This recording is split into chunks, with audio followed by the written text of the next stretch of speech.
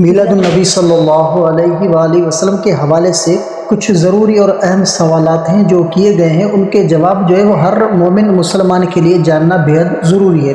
تو توجہ کے ساتھ اس ویڈیو کو لازمی دیکھیے گا۔ سب سے پہلی بات کہ یہ سوال ہوتا ہے نا کہ میلاد شریف منانا کیسا،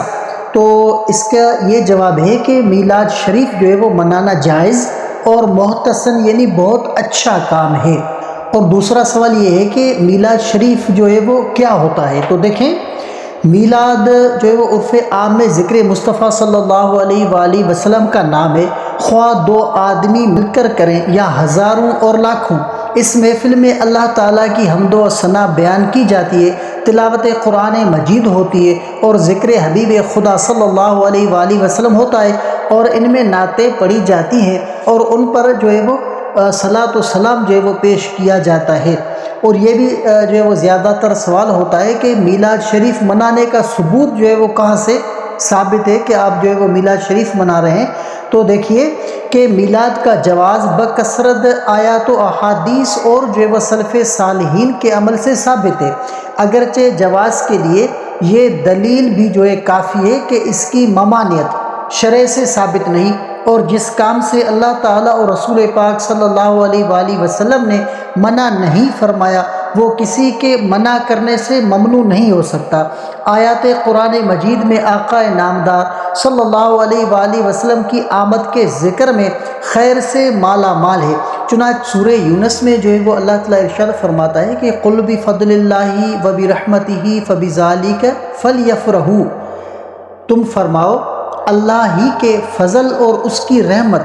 اور اسی پر چاہیے کہ خوشی کرے۔ اس آیت سے معلوم ہوا کہ فضل و رحمت پر خوشی کرنا چاہیے، لہٰذا مسلمان حضور انور شافی محشر صلی اللہ علیہ وآلہ وسلم کو فضل رحمت جان کر آپ صلی اللہ علیہ وآلہ وسلم کا ذکر کر کے خوشی مناتے ہیں، اور یہ حکم الہی ہے۔ چنانچہ اللہ تبارک و تعالیٰ نے ارشاد فرمایا وَأَمَّا بِنِعْمَتِ رَبِّكَ فَحَدِّثْ،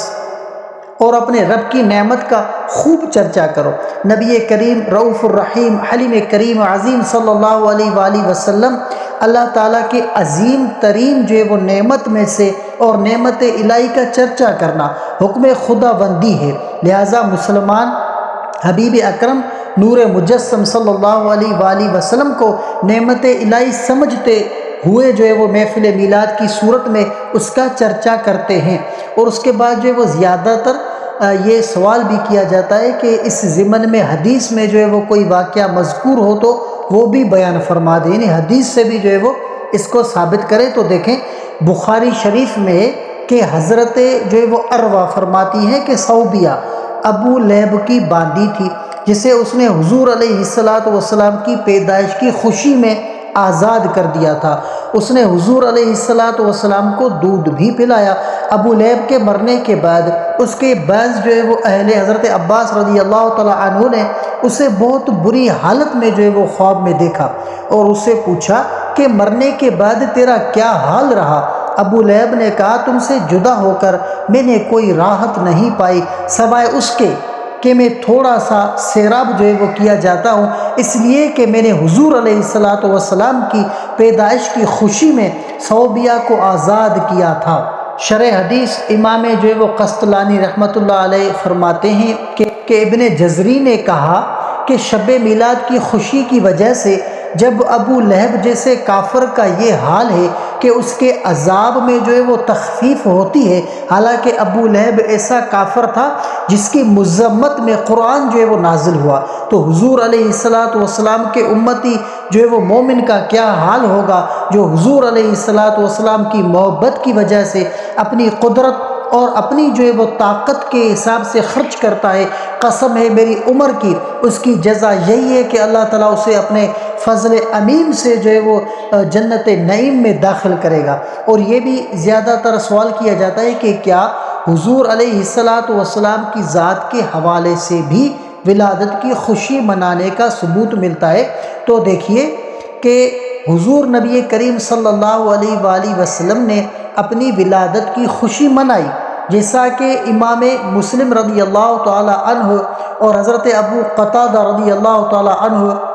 جو روایت کرتے ہیں کہ رسول اللہ صلی اللہ علیہ وآلہ وسلم پیر شریف کے روزے کے بارے میں جو ہے وہ سوال کیا گیا تو فرمایا